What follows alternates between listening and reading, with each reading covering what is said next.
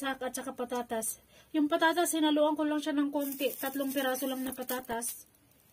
Tapos, nagsawa na kasi sa patatas.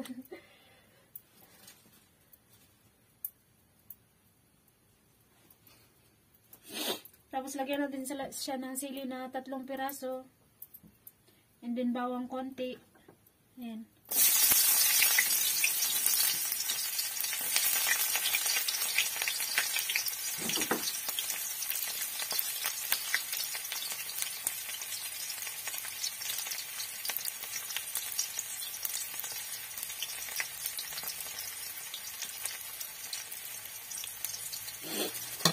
At ito nga pala yung radish na hiwa-hiwa ko na siya. So lulutuin na, naantay ko pa yung tomato na magbusan kami ng kamatis.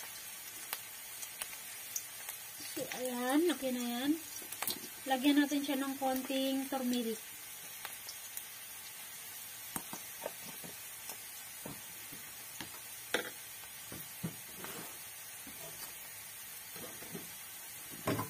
Hinaan natin yung niya.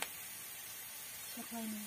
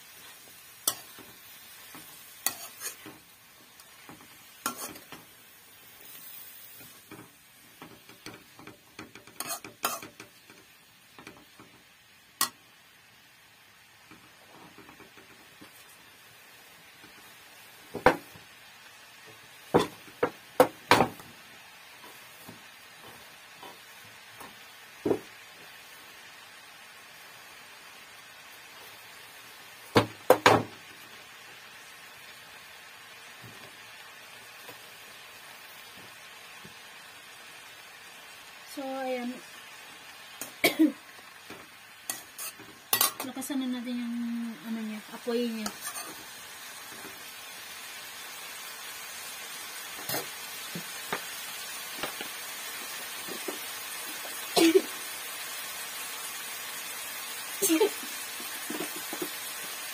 Right?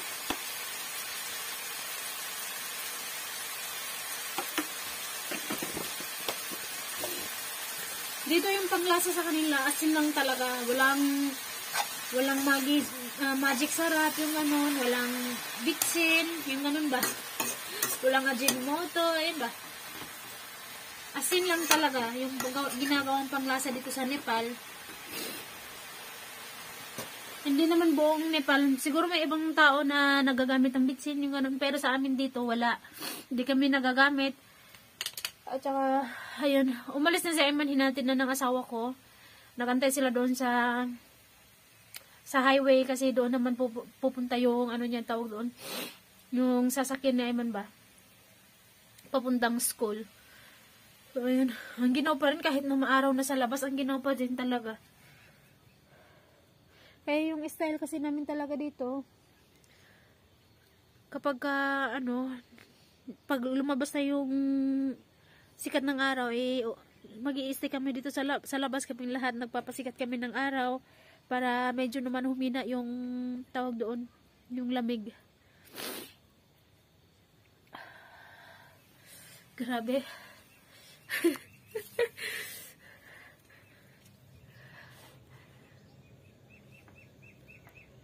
Maya ulit po. Si Ama, share ko lang pala. Si Ama kasi kahapon nga, umalis nga si Ama kahapon. Nagpagawa siya ng gamot niya. Ang nangyari, yung thermos kasi dinala niya. Kasi nga, yung iniinom niya na tubig, hindi naman siya umiinom ng malamig na tubig. Init yung iniinom niya. Nangyari, nawala niya. Hindi naman sa nawala niya. Yung bus kasi, Nag-i-stay pa kasi pinapuno pa yung mga inantay niya pa na mapuno yung bus ba bago siya lumarga. Tapos hindi siguro napaalam sa driver. Dinaiwan siya sa driver. Yung thermos iniwan niya lang sa loob ng bus. Siya bumaba siya bumili ng isda para yung isda na kinain namin kagabi yun. Umalis na yung bus, yung thermos wala na. Hindi niya hindi hinanap niya yung bus kaya nagabihan siya, kawawa naman nagabihan pa sa pag-uwi. Hinanap niya yung bus kung saan na yun, nasaan na. Natakot siya siguro kasi kabibili ko lang kasi noon. Yung asawa ko hindi naman siya nagsabi lang yung asawa ko. Saka bakit mo naman iniwan yung ganun? Walang magawa kasi naiwan na 'di ba? Sabi ko naman sa asawa ko, advice ko lang naman sabi ko lang sa asawa ko ba, na yung bag naman na dinadala-dala niya, malaki naman 'di ba? Yung thermos pwede niya namang ilagay doon sa loob ng bag niya. Yun nga, na hindi niya naman din kasi inaakala na maiwan siya ng bus 'di ba? So yun, naiwan na. Kaya yung nangyari, bumili siya ng bago. Yung yung stainless din yung binili niya. Yung sa amin kasi pula yung binili ko 'di ba? Yung sa amin medyo mura-mura lang yun. Excuse me.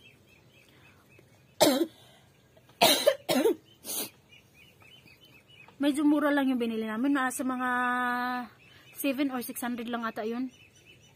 Siguro 750 yung ganun. Yung si Ama, yung bili niya 1,100.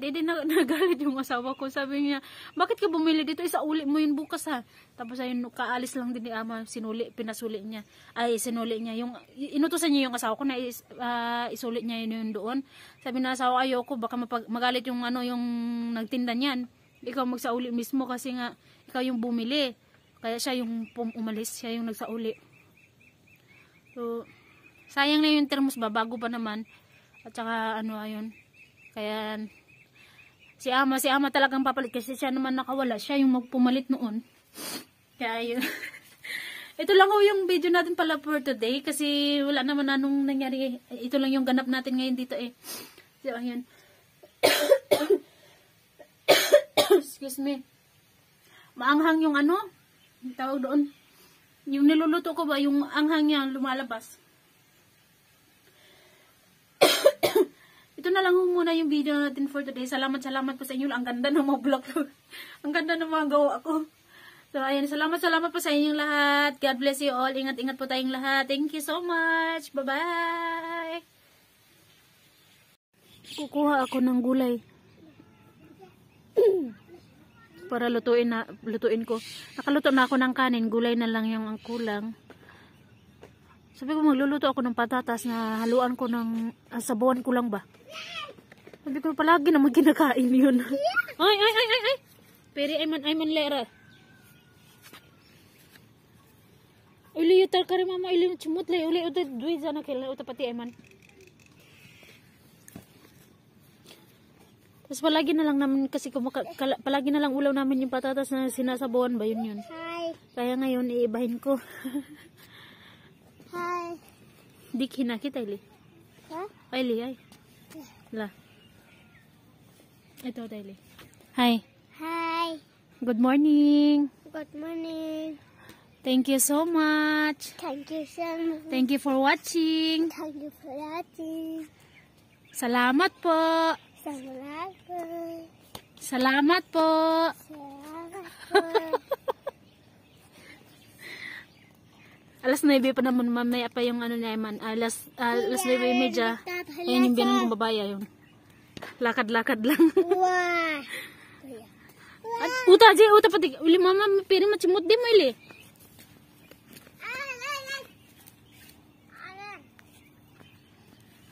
Alas 10 pa naman yung pasok ni Ayman. Kaya alas.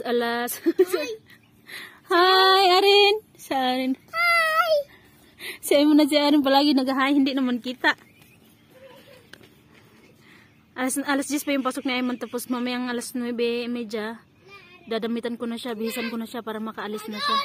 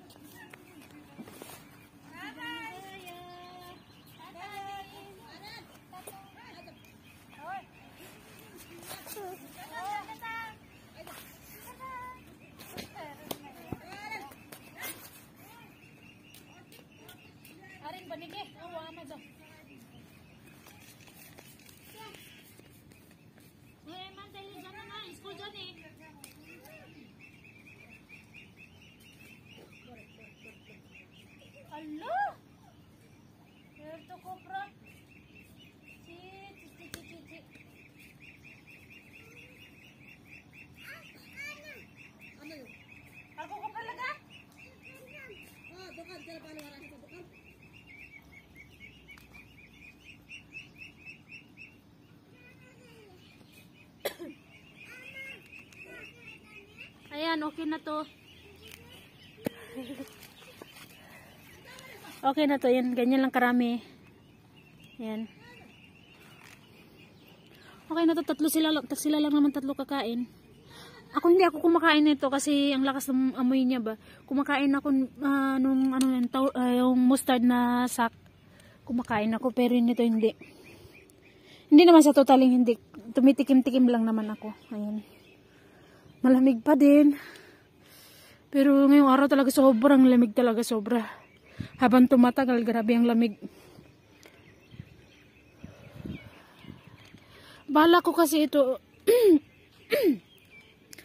Sorry, excuse me. Kahapon bala ko nito kahapon na dito medyo ilipat ko doon sa medyo mataas na 'yon. Kasi nga dito daanan nga, 'di ba? At saka naiinis ako kasi pag ako yung nag-aano kasi nagwawalis ako, talagang tinutulak ko talaga siya parang papunta dito ba. Sila dito lang sa daanan, okay lang sa kanila. So parang ako na gusto ko talaga na ilipat siya doon sa taas. Siguro mamaya or siguro bukas. Siguro. Ayun yung mga sibuyas na tinanim ko. Kasi tumubo na yung mga sibuyas ba, sayang. Sayang naman kung ilabay yun eh. Ako na lang kita nung kay dahon na galamig kayang dahon ni ba. Yung dahon kasi ng sibuyas ba. Tagalogin ko. Nagbisaya tapos Tagalog na naman. Ayan. Yung dahon kasi ng sibuyas, pag magsabaw ko, sarap talaga yun, sarap ihalo sa sabaw ba, diba? So, bala ko talaga na magsabaw ng manok na style Philippine ba. So, kaya ayun, tinanim ko muna. Antayin na muna natin na lumaki siya. Ayan. Kahapon ko siya tinanim. Ow! Si Arin, nandoon si Arin. Tignan niyo. Arin. Umalis kasi yung bata na nag-aalaga sa kanya. Pumasok na sa school. Kinalungkot siya.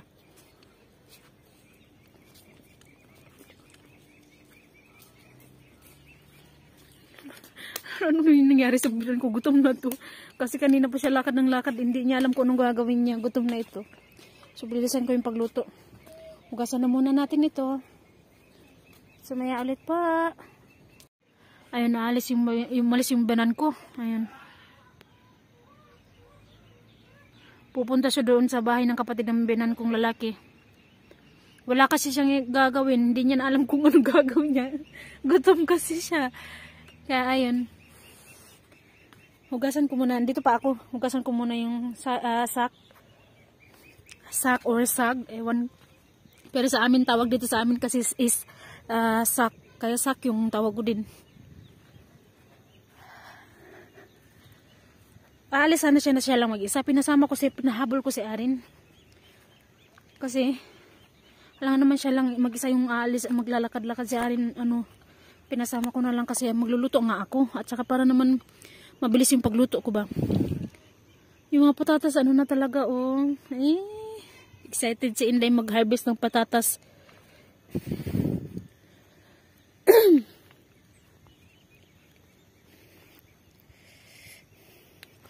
Sino kaya nag-ano nito, Inano tapos iniwan lang dito. Yan ang lalaki na, May nag-comment kasi, may bago lang na nag-comment ba? Ano daw, radish at saka bulinaw. Bulinaw at saka kamatis. Subukan nga natin yun. Baka magustuhan. Paborito kasi nila yung radish kasi talaga, paborito ng mga asawa ko at binan kong lalaki. Si Amay, minsan ko lang yung makita si Amay na kumakain ng radish. Bawal siguro sa kanya na sa hika ba. Kaya yun, subukan natin ngayon. Napansin ko kaagad talaga yung sabi niya na comment niya na radish at saka Kaya subukan natin. Nandito naman, may tanim naman kami. Kaya yun. Doon sana ako kukuha ng kinuha na hinarvest na ni Ama ba. Dito. Ay, kuha muna ako bago ako punta doon para hindi na ako babalik dito Kuha tayo ng medyo maliit, wag yung malaki, sayang. Ay, pwede naman doon naguguluhan ako. Sayang kasi kung kukuha pa doon. Hindi ko pa naligpit yan